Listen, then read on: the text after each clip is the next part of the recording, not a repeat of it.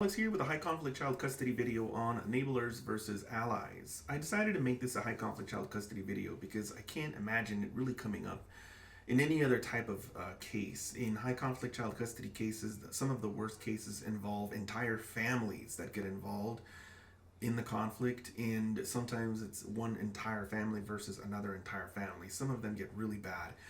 And I have gotten some questions on enabling, and I haven't seen many examples where the other side of the coin is what's happening, which is a healthy alliance. Um, Most of the time, the problem is enablers, and most of the time, the person sending me a question is upset at the other side's enablers. First thing I wanted to say is you can't really do anything to affect the other side and the way they're being enabled by friends and family. You just can't. And the more you obsess about that, the more you become distracted from dealing with your own case. I think people like to focus on all of these non-legal aspects of high conflict child custody because it's easier for them to understand. The law is scary. They don't understand it. It costs a whole bunch of money if they have an attorney, and it takes a whole lot of work if they don't.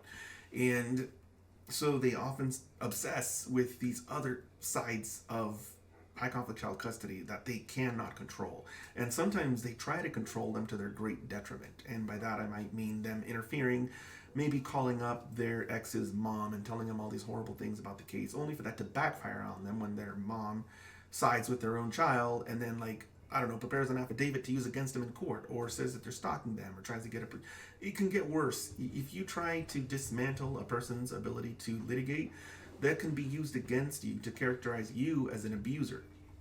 And sometimes it gets really bad. Some people actually try to find ways to deprive their ex of being able to pay for their attorney. And those antics almost always get used against them in court. And then whether they're the protective parent or the abuser, who knows? The way they're going to look to the court, though, is they're going to look like the abuser, because the court's going to think, wow, this person has a case that's so bad that the only way they can win is by trying to deprive their ex of their attorney. That's exactly what it looks like. So here's what I have to say about the difference between the two. And I really don't think that there is much that you can do when it comes to your ex's enablers, but hopefully if you are a friend or a family member and you're trying to help somebody who's going through a high conflict child custody case, hopefully this offers you some kind of insight into what is going on, I think, at least with regards to the mindset of people who are going through the process, and how your support could either be beneficial to them or it could be enabling really bad habits or even actions towards that person's children if they happen to be the abuser. A person who has issues that are internal to themselves is a person who's going to be reaching out for enablers. This is a person who they have issues internally, issues that aren't really connected to the conflict, issues that aren't really connected to their ex. And they need to figure out how to deal with these issues. In the worst case, it's a personality disorder, which is really bad. It's incurable. As far as I know, they're incurable, and there's probably nothing that you can do for somebody with a personality disorder. They have to help themselves, and that's sort of on the far end of the scale. These are not people who are looking for friends and allies. They'll say that they are, or they might feel like they are, but really what they're looking for is enablers. They have terrible things that they're doing, whether it's to themselves or their children, and they need people to support them in that endeavor. So that's the far end of the scale. In the middle, you might have people who have emotional immaturity issues, people that haven't fully figured out how to become a whole person, people that are in an identity crisis, trying to figure out who they are. It might be somebody who has borderline disorder, which is not a personality disorder. It's totally curable. It might be somebody who has self-love deficit disorder, which they used to call codependency. Any kind of help that you offer these people should be limited, because they honestly need to figure out how to sort these problems out on their own. They have problems that are maybe exacerbated by the conflict and the separation, but if you take all of that and you put it away and you put it into a box, what's left over are more problems, serious problems that they have to figure out how to solve on their own.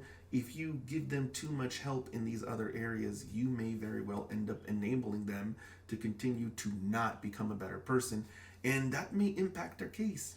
if they fail to understand that they need to continue to grow, then they may end up losing their case despite all the help you've given them. You may actually end up sort of driving them into defeat.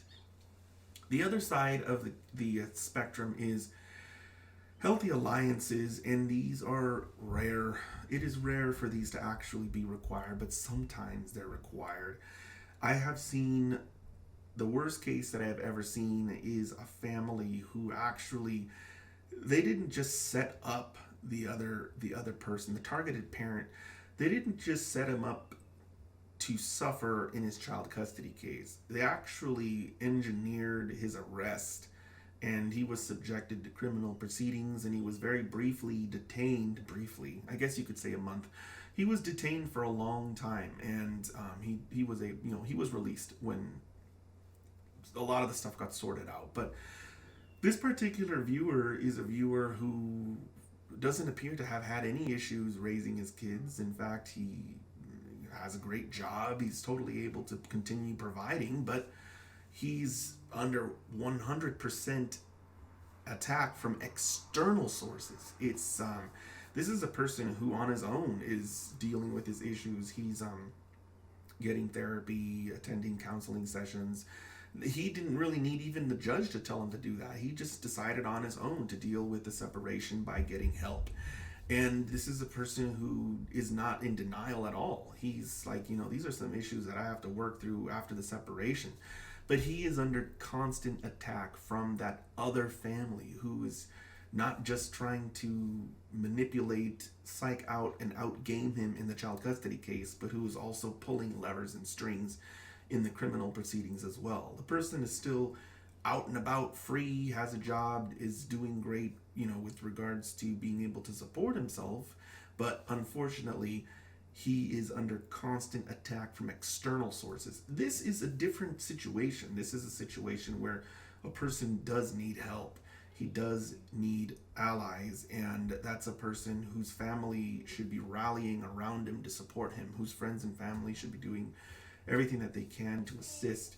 And that's the distinction that I wanted to draw with this video. I have a bad feeling that a lot of my viewers are going to find themselves to be in that other camp, but I'm going to just go ahead and say that in all the time I've been working on this channel, publishing videos and talking to people, most of the people interact with or are in that sort of first camp that is dealing with enablers. Very, very, very few people, maybe 1 in 10, 1 in 20, are in the other camp, which is the one that's doing everything that they can on their own, and they're doing the best that they can within their means, but the constant attacks from outside are making it very difficult for them to get through the process. And this could be in any sort of, the worst example that I gave earlier was subjecting the target to criminal proceedings, because there's very little that's worse than being thrown in a jail cell, and that something like that makes it so difficult to get your life back on track. When you're separating from your ex and you're trying to get your life back on track, the one thing that's going to stop that from happening for sure is a jail cell. So there's other examples where a viewer has an ex who tried to get them fired at work, tried to make it so that they didn't have a vehicle, tried to make it so they didn't have a place to live. These are all external attacks on a person. When you see somebody going through that, that's the sort of thing where people need help. It's a different situation when you have a person who doesn't want to get a job, and of course the person who's seeking enablers will still blame their ex. That's what's tricky about all this. It's not that cut and dry, but doesn't want to get a job, doesn't want to try and improve their parenting, improve their self-esteem, stuff like that. When it's internal, there's not much you can do to help that person. They really need to help themselves. There's a whole lot you can do to enable them from not getting help, but there's not much you can do to actually help. And then when you have the other person on the other end who, for all intents and purposes, they should be able to, keep their job, keep their transportation, and do all of these things, but their ex or their ex's family is trying to find ways. They're like putting all this effort into making sure that doesn't happen. That's a very different situation.